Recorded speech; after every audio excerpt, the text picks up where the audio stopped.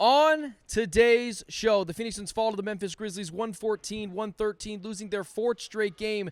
Is there any good to take from a loss? I'll tell you why there is, and why Devin Booker still needs to be held accountable at least a little bit. Let's go.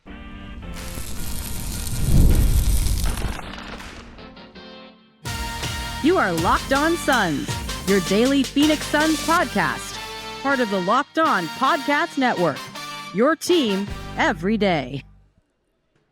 What is up? Welcome back into Locked On Phoenix Suns. My name is Benjamin Garcia, host of The Ben Garcia Show, mornings on YouTube at 7 a.m., Monday, Wednesday, Fridays, as well as a credentialed Phoenix Suns media member covering your Phoenix Suns 365 days out of the calendar year. That's why we call it your team every day here at the Locked On Podcast Network. The Phoenix Suns fall to the Memphis Grizzlies 114-113. And there is some good to take away from this game. The other day when the Phoenix Suns lost them to the Utah Jazz, I went scorched earth. I was not thrilled with the way this team performed in that game. Because that game, you couldn't point to it and say, that is a game that the Phoenix Suns should win. You couldn't point to that game and say, oh, yeah. A lot of Phoenix Suns wins are going to look like that. They just were on the receiving end of what was a frustrating loss. This game looked like what I think 95% of Phoenix Suns victories are going to look like. I was sitting next to my guy from Suns on SI, Brendan Mao, and him and I must have just had the same brain today, because a lot of the things that him and I were saying, we kind of were having, or a lot of things he was saying, I was having the exact same thought, just wasn't saying it out loud. The Phoenix Suns and Memphis Grizzlies almost feel like facsimiles of each other, where they've kind of got some of the same similar talent. Yeah, they're, different players in some respects. But the Memphis Grizzlies were just a little bit better. And they came out on top. But I think a lot of Suns victories are going to look like tonight's game. They're just going to be turned in the Suns' direction. Like, if the Suns rebuild, retool, whatever you want to call it, goes the direction that Matt Ishbia, Brian Gregory, and Jordan Knott want it to go, a lot of games are going to look like that. The issue is, and I understand why a lot of Suns fans are frustrated, is it feels like the Suns should have won this game. It feels like they should have escaped with a W. But they didn't. And that has to do with some of the late game blunders from Jordan Knott, from Devin Booker, from numerous players on this team. But those two guys are the main focal points, and we'll get to that later in the show. But I want to finish this point.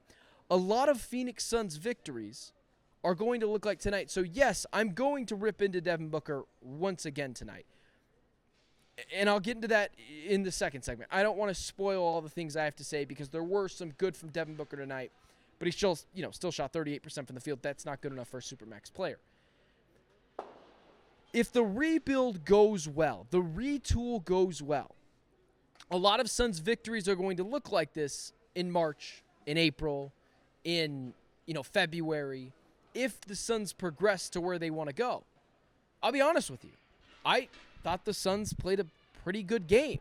I mean, what more am I to expect of Mark Williams again, who was 20-12? Here's the thing that should make you feel better. If Jalen Green plays in this game, the Suns probably win.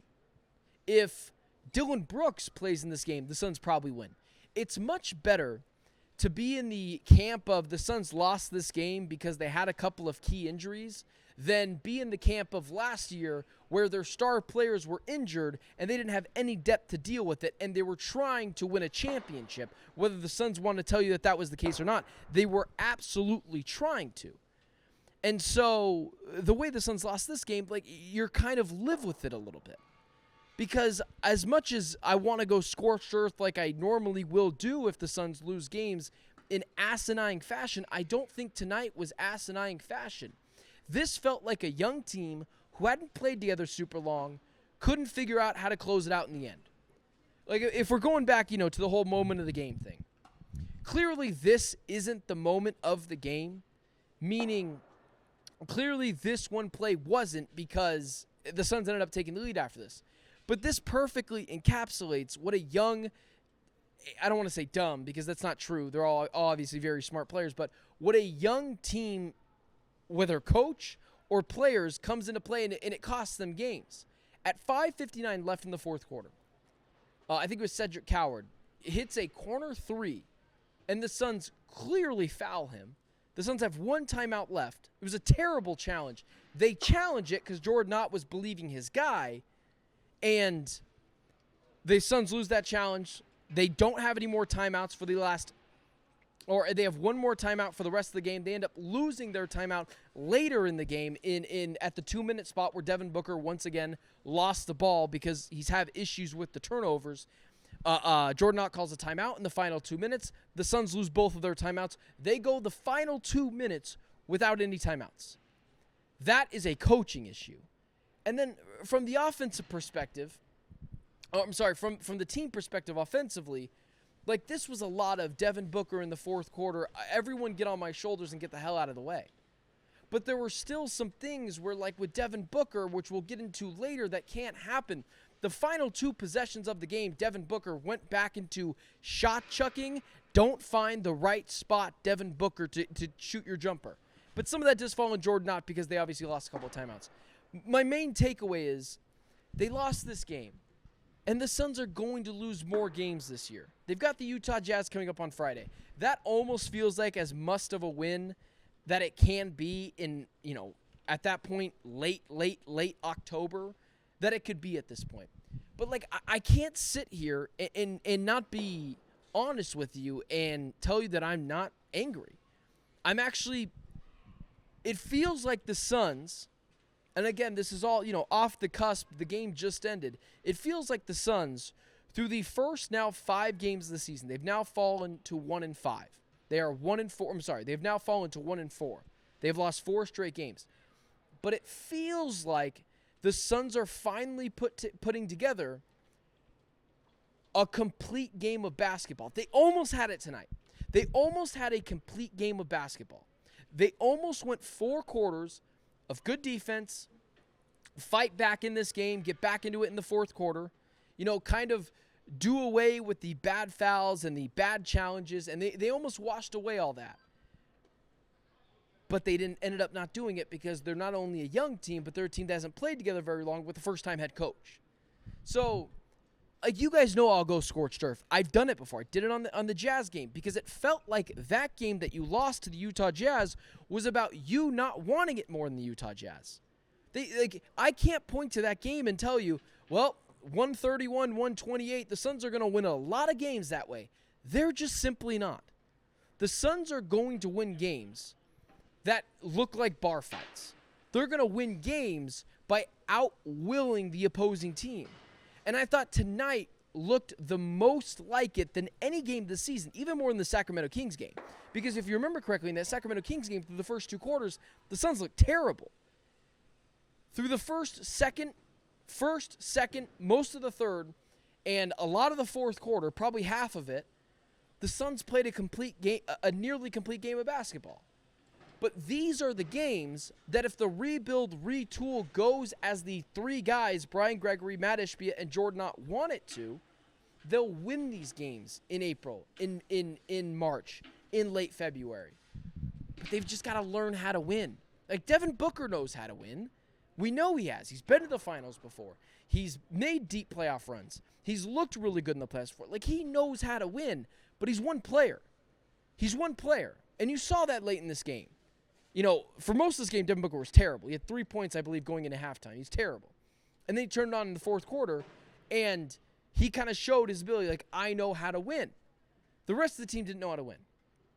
And it was late-game turnovers. It was bad challenges. It was a culmination of a lot of things that ended up allowing Ja Morant to go down the floor nearly untouched for a floater to win this game. And, guys, I promise you it could be worse. I promise you it could be worse.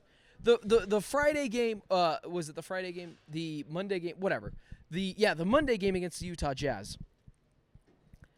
I understand why people were pissed off. I got it.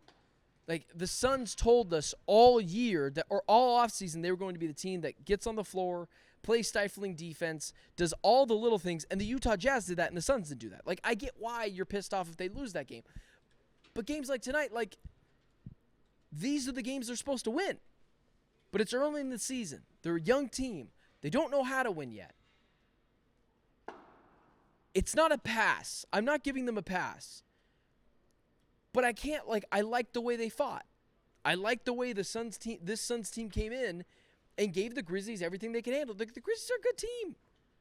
Or I guess it's just the Grizzlies are a better, more talented team than the Suns. They are. They might be a play-in team. They might, beat the Suns out for the play-in spot. But, they've got dudes. Coward's been pretty good all year. Not tonight. He wasn't amazing. But Ja Morant, Jaren Jackson Jr., Jalen Wells, they've got dudes. And so this is just one of those games where it was a coin flip game, and the coin didn't flip the Suns' way. I'm not super angry.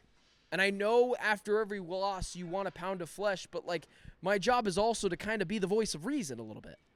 Kind of be the guy that comes out and says okay, ease up. This wasn't as bad as you think.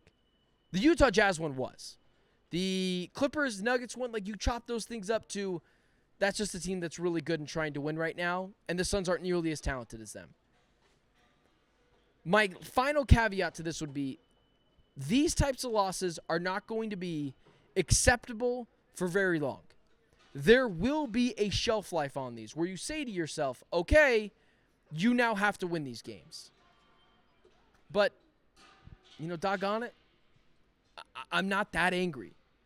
All 5 starters today, or no, that's not all 5 starters, but Gillespie, Williams, Allen, Booker, Royce O'Neill, all were in double figures. They've just got to figure a way to tighten it up towards the end of games. With that being said, I do want to talk about Devin Booker, who I think was one of the main reasons why they lost tonight. And I know the fourth quarter looked good, but Devin Booker, Jordan Knott, they've got some explaining to do. So let's do that. Let's talk about it next. First, today's show is brought to you by the lovely folks over at Peloton. Peloton is shaping the fitness of future with the brand new Peloton Cross Training Tread Plus powered by Peloton IQ. It's their most advanced equipment yet, designed to give you real-time guidance and endless ways to move. Whether you're running, lifting, or cross-training with your favorite instructors, this is training reimagined. Peloton is built for breakthroughs with tools that help you plan, stay motivated, and reach peak performance. I love how the Peloton IQ system offers real-time strength coaching. It actually tracks your reps, suggests the right weights, and corrects your form, making every rep safer and smarter. So let yourself run, lift, flex, and push forward. Explore the Peloton Cross Training Tread Plus today at onepeloton.com.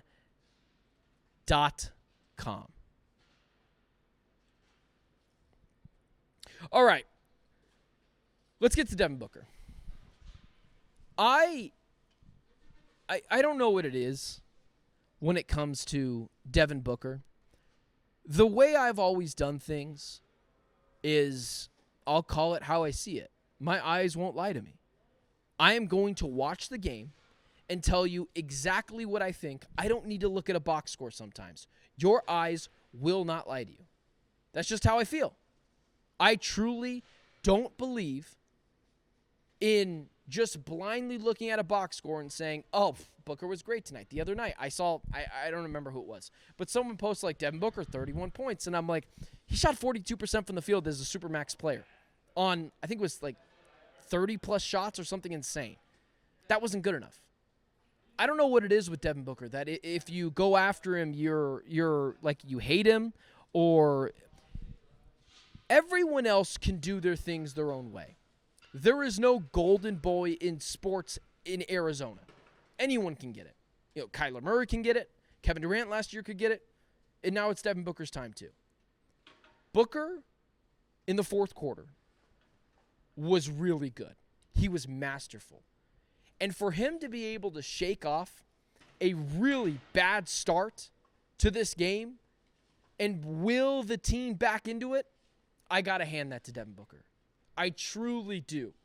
That is some battling through adversity that I think you only learn by the, cuts and bruises he has mentally from the playoffs and winning games. There is just at some point every supermax player has to do that. Even having a terrible game has to come out and say, all right, everyone on my back, I got this. And so for that, Devin Booker should be commended. However, we should not be talking about on a daily basis for the first 5 games of the season, Devin Booker looking more like Jalen Green last year than Devin Booker in years prior. That is not a Jalen Green slight, guys. Jalen Green is just not the player Devin Booker is. Like, that's all it is. Devin Booker is more accomplished. Like, I'm not trying to slight after Jalen Green at all, but Jalen Green has been a largely inefficient player during his career with the Rockets. Now, again, like, what does that look like with Devin Booker? Like, that, I've talked about that. Go check out other shows. However, Devin Booker tonight had 32 points on 26 shots, and he only made 10 buckets. He had 9 free throw attempts. He made 8 of them. He shot 4 for 11 from 3, 38% from the field as a whole. I don't know how to tell you that is not good enough. I don't know how to look in the camera at PHX Arena, where this is Devin Booker's house. Right? Anyone can get it. You guys, I've seen people say, like, oh, media won't go after Devin Booker. Here it is. I don't know how to tell you it's not good enough. And Devin Booker would tell you it's not good enough. He knows he has to be a more efficient player. This team goes as far as Devin Booker takes them. They can only do so much in the offseason. They can only add a certain amount of different players to help change the identity of this team. They can only do so freaking much. They can add, tweak some things cosmetically, add Brooks, and, add Jalen Green and trade for Mark Williams. But there's only one supermax player on this team. There is only one player who's got multiple All-Star games, who's been to a finals, who's had back-to-back 40-point games in the finals. That is Devin Booker. That is the leader of your team, the snake, the head of the snake. He has to be better. I appreciate, and I already said this, but I appreciate that he had a terrible game, battles through adversity, and looks good. But towards the end of this game, the final 2 possessions, like in the final 2 minutes, Devin Booker loses the ball, has the jump on it. The Suns have to use their final timeout and have to go the final 2 minutes without a timeout. And then immediately when the ball was passed in, Devin Booker loses it. The Grizzlies pick it up out of the timeout, I might add. The Grizzlies pick it up, go the other direction. I understand you could look at the box score and say 32 points, 4 rebounds, 3 assists. I'm literally reading it right here as I sit at Mortgage Matchup Center. I don't know how to tell you that it's not good enough.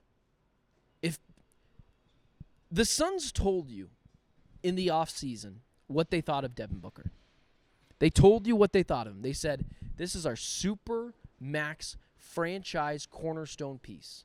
They didn't even think about it. They were like, $75 million a year? Yeah, we're giving that to Devin Booker. And reminder, I defended it. And I still defend it. They should have done it. What else were they going to do? Trade Devin Booker, get a bunch of picks back, and the team that Devin Booker's on is going to be really good, so you get a bunch of late first-round picks back? Like, that never made sense. Run it back this year, see what you have, and then we'll reassess at the end of next season. But Devin Booker clearly has to be the spearhead for this team offensively. He has been far too timid all year long so far. Through 5 games, has been way too timid. Too many times, he's looking for someone else, trying to make a play because he's got a multitude of dudes of him. He's got a multitude of dudes double and triple teaming him in the mid-range. Teams are clearly not going to give him that. Well, Ben, what do you want him to do? He's getting double teamed. Figure it out. You don't think teams don't double team LeBron James or Luka Doncic or SGA or Nikola Jokic? They freaking do. Well, he's not as good as them. It's not what the Supermax contract told me. Now, I'm not saying they are, but the Suns are telling you. The Suns told you what standard to hold him to. So that's the standard I'm going to continuously hold him to. He's got to be more efficient. He's got to be less timid. He's got to be 10 times more aggressive. The Devin Booker that we saw from the beginning of the fourth quarter to the final minute and a half, to the final minute of this game, is the Devin Booker I need to see on a night-in, night-out basis. Now, he's going to have bad games. If this is a start of a string of, from this fourth quarter on to multiple games where he plays really well and he has one stinker, I'm not going to kill Devin Booker for that. Why would I? Every player's got stinkers. But he needs to play more consistent, more efficient basketball. Because if he plays like this, if he plays like this, the first through third quarter, Devin Booker, where, missed a lot of shots. This team, they're not only not a play-in team, they might end up swapping picks with the Wizards. So I couldn't go in here and kill Devin Booker because of the way he finished the game. Like I did on Monday night. I feel like I really went in on Booker. I can't kill him tonight because he did finish very strong. Aside from those final two possessions, both horrendously bad possessions, and I think he would tell you that too, he did will this team in late in the game, and that's something all superstars, stars, supermax players have to do. So, Booker watch continues. He's got to be a more efficient basketball player. With that being said, let's talk about Jordan Knott really quickly. And then Mark Williams and Colin Gillespie continue to be national treasures for this team. So let's talk about that next. First, today's show is brought to you by the lovely folks over at Rippling. If you're a business owner, here's the truth. SaaS promised to make work easier, but now the average company is buried by hundreds of apps that slow your teams down but simply don't work together. That's not SaaS, guys. That's just sad. Software as a disservice. That's why you need Rippling. Rippling is the unified platform for global HR, payroll, IT, and finance all in one place. They helped millions of businesses to replace a mess of disconnected tools with one system designed to give leaders clarity, speed, and control. What I love about Rippling is how it removes all the bottlenecks and busy work that slow teams down. Everything from onboarding to payroll to IT access, it all runs automatically and perfectly in sync. And right now, you can get 6 months free when you go to rippling.com/LockedOnNBA. Learn more at rippling.com/LockedOnNBA. That's rippling.com/LockedOnNBA for 6 months free. Today's episode is also brought to you by the lovely folks over at Robinhood.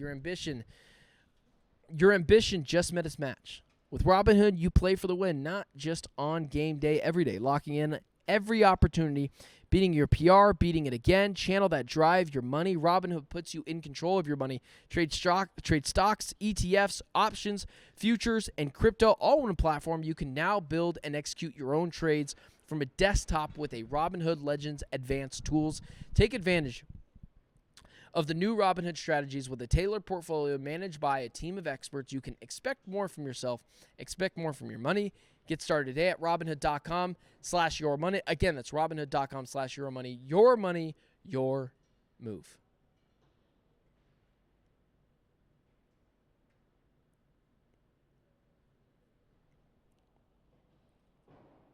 All right, let's close out the show. I want to, spend some time just really quickly on Jordan Knott. I'm still a Jordan Knott guy. I saw someone say in the comment section the other day, and I don't really let the comments get to me, but it is fun to kind of let you guys know that I do read them. I'm in the conversation with you guys. Someone said the other day, Ben, you made me a Jordan Knott fan, and now you're turning on him or something to that nature. And I was like, huh? I'm not turning on Jordan Knott. I'm just holding the guy accountable, as I feel like I should. Jordan Knott through 5 games has not been good. He's been a bad head coach. Does that mean he's always going to be a bad head coach? No, I don't think so. There's no reason to believe that. I specifically remember Jordan Knott being I specifically remember Joe Mazzulla having some early season troubles with the Boston Celtics years ago. I specifically remember him at the start of his Boston Celtics campaign being someone that was, had his issues too. So, when I say Jordan Knott hasn't been good through 5 games, that is not me saying, that's not me saying he's always going to be bad. But, there was a stretch in this game, and I have to look it up because I tweeted it out.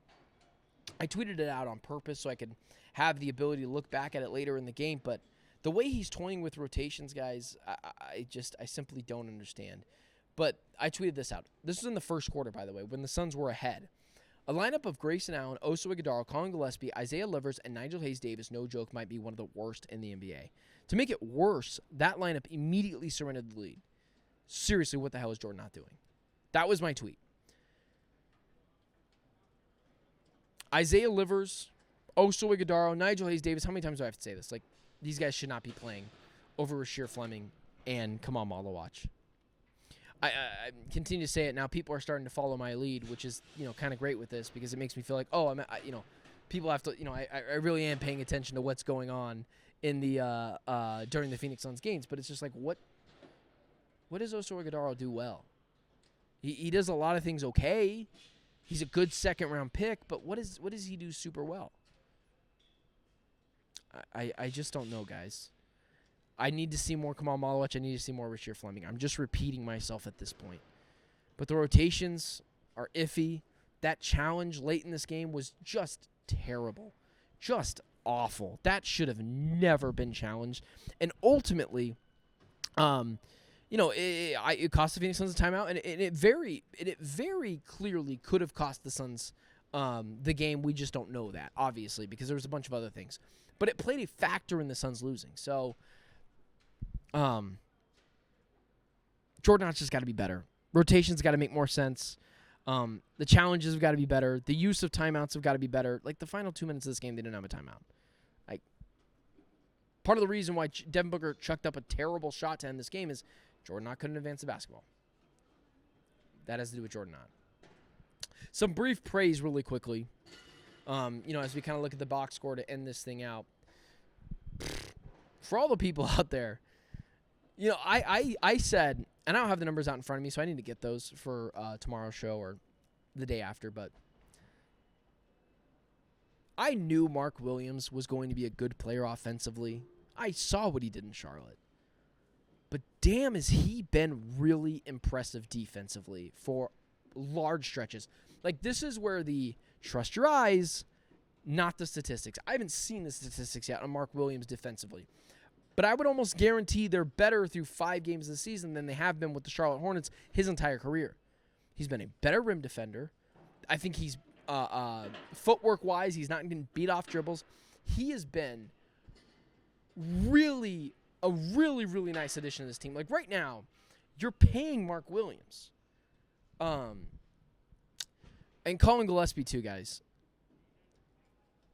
I don't want him coming off. I don't want him starting because I think Colin Gillespie is better coming off the bench and doing his own thing, kind of free-willing it out there, meaning he can go out there and just make things happen.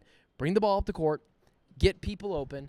In this game, again, he had 5 assists coming off the bench. How many minutes did he play in this game? 31. Holy hell, that is more than I thought Colin Gillespie was going to play. +1 from for this team, had 5 assists, 6 rebounds. He's everywhere. He's an Energizer bunny. He continues to be a revelation for this team.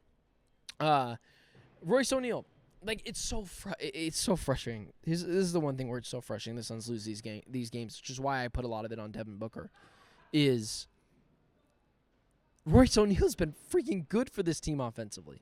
It feels like every time they need a big bucket, Royce O'Neill's right there. He was 6-11 for 3 tonight, 18 points altogether. I really like the things Royce O'Neill's been doing for this team, and it's so funny because I said at the beginning of the year, like, I don't know where he was going to play. What just a terrible take by me in the offseason. Looking at some other things, the Phoenix Suns and Memphis Grizzlies both shot about 47%. Suns shot 40% from 3, shot 40 of them tonight. Like, you look at the statistics, like, the Suns didn't get blown out in really anything. They had 21 turnovers tonight and gave up 37 of them. That is where the game gets won and lost as well. Like, you look at all the statistics and you're like, oh, it's not terrible, but you give up 37 points off turnovers. You give up 37 points off turnovers. Like, that right there is the game as well. You can't turn over the ball 21 times. They forced 17 of them, but here's the problem as well. The Suns forced 17 turnovers and only got 14 points off of it. You're not making teams pay for turning over the basketball. The Memphis Grizzlies made you pay, and they got 37 free. How many of those points came right at the rim, uncontested? Those are easier than free throws. It just can't happen. It just can't happen. Points in the paint, 54-44. A lot of that is because of those points off turnovers, going down low, and just getting free buckets at the rim. Suns got to take care of the basketball. And that was pretty adamant all night. They've got to take care of the basketball. If you're listing the 3 reasons why the Suns lost tonight, I think Devin Booker wears a lot of the blame for, and this is not in order, I think Devin Booker wears a lot of blame for not being consistent throughout the entire game for a 5th straight game. Jordan Knott showing his rookie tendencies as a head coach, and the turnovers. Got to take care of the basketball. Got to take care of the basketball. I'm just curious really quickly before we end the show what the assist numbers or what the turnover numbers looked like too. Devin Booker 3 tonight, Grayson Allen 5 tonight. Everyone in the starting lineup at least had 2. Royce O'Neill 2, Ryan Dunn 3, Mark Williams 2, Grayson Allen 5, Devin Booker 3. Like, there's your ball game, guys. Your starters got to be better. With that being said, Phoenix Suns lose, and they've lost their 4th straight game. They now fall to 1-4 on the season. They've got the Utah Jazz coming up on Friday, a NBA Cup game on Halloween. Does that get you excited, Suns fans? I will be here for that game. But with that being said, guys, stay safe. Have a heck of a week. Don't forget to like, share, subscribe to the show. Follow me on all social media platforms right here. Ooh, that's wrong. Right here at Ben Garcia Show. And with that being said, guys, appreciate you guys tuning into the show always. And I will talk to you guys. For everyone tuning into the show, appreciate you. For myself, Benjamin Garcia, it's been Locked On Phoenix Suns. I'll talk to you guys tomorrow.